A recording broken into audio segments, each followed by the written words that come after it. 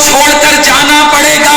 جس نے زندگی میں آیا, زندگی کا جام پیا, اسے موت کا جام بھی پینا ہی پڑے گا. نہ کوئی رہا ہے اور نہ کوئی رہے گا. یہی وجہ ہے کہ ہمارے بزرگان دین رحمہم اللہ المبین موت اور آخرت کو پیش نظر رکھتے. یہی وجہ ہے کہ وہ گناہوں سے دور رہ کر نیکیوں میں زندگی گزارتے اور اس دار فانی یعنی دنیا کی عارضی لذتوں میں منہمک ہو کر یہ خوف خدا سے کبھی غافل نہ ہوتے تھے. حضرت سیدنا یزید رکاشی رحمت اللہ تعالی علیہ فرماتے ہیں کہ ہم حضرت عامر بن عبداللہ رحمت اللہ تعالی علیہ کے پاس حاضر ہوئے. روتے روتے ان کی ہچکیاں بندھی ہوئی تھی. ہم نے جب سبب گریہ دریافت کیا تو فرمانے لگے مجھے اس طویل ترین رات کا خوف رلا رہا ہے کہ جس کی صبح یوم قیامت ہے, یعنی قبر کی رات جو ہی ختم ہوگی قیامت کا دن شروع ہوگا. لہذا اس کے ہوش ربا تصور نے مجھے تڑپا کے رکھ دیا ہے.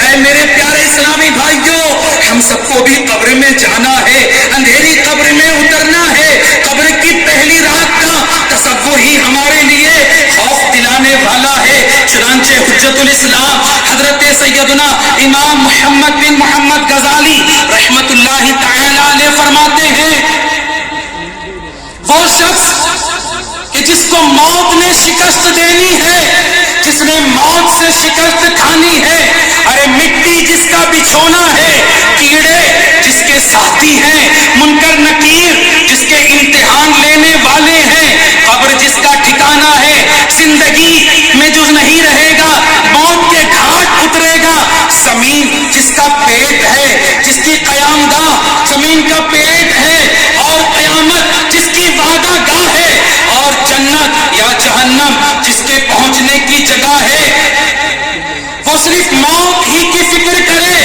اسے چاہیے کہ موت ہی کی فکر کرے اور اسی کا ذکر کرے اور اسی کے لیے تیاری کرے, اسی کی تدبیر کرے, اسی کے لیے کوششیں کرے اور فوت شدہ لوگوں میں اپنے آپ کو شمار کرے, خود کو مردہ تصور کرے, کیونکہ جو چیز آ کر رہے گی وہ موت ہے اور وہ عنقریب آنی ہے. اجل نے نہ کسرا ہی چھوڑا نہ دارا, اجل نے نہ کسرا ہی چھوڑا نہ دارا, اسی سے سکندر سا فاتح بہارا, ہر ایک لے کے کیا کیا نہ حسرت سی دھارا, پڑا رہ گیا سب یوں ہی ٹھاٹ سارا, جگہ جی لگانے کی دنیا نہیں ہے, یہ عبرت کی جا ہے تماشا نہیں ہے. نبیوں کے سردار رحمت عالمیان صلی اللہ تعالی علیہ وسلم کا فرمان عبرت نشان ہے. عقل مند وہ ہے جو اپنے نفس کا محاسبہ کرے اور موت کے بعد کے معاملات کے لیے تیاری کرے.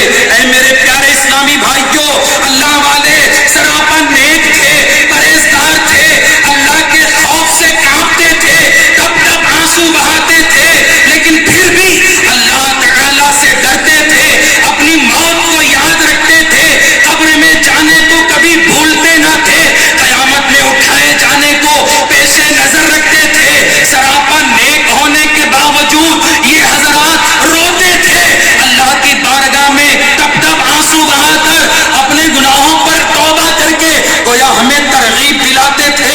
لیکن ہائے افسوس کہ آج اگر ہم تصور میں اپنے نامہ اعمال کا جائزہ لیں تو ہمارا نامہ اعمال آج گناہوں سے پور ہے, لیکن ہمیں موت یاد نہیں آتی, ہمیں مرنا یاد نہیں آتا, ہمیں اندھیری قبر میں اترنا یاد نہیں آتا, ہمیں یہ فکر نہیں ستاتی کہ قیامت کے دن میرا کیا بنے گا. اگر اللہ نہ کرے گناہوں کے سبب اگر موت کے وقت ایمان سلب کر لیا گیا, اللہ نہ کرے اگر گناہوں کے سبب موت کے وقت گناہوں کی نحوست غالب آ گئی اور خاتمہ صحیح نہ ہوا, تو میرا موت کے وقت کیا ہوگا, میرا قبر میں کیا ہوگا, میرا قیامت میں کیا ہوگا.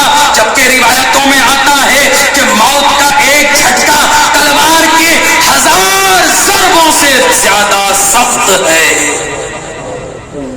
اے میرے پیارے اسلامی بھائیوں, ذرا اپنے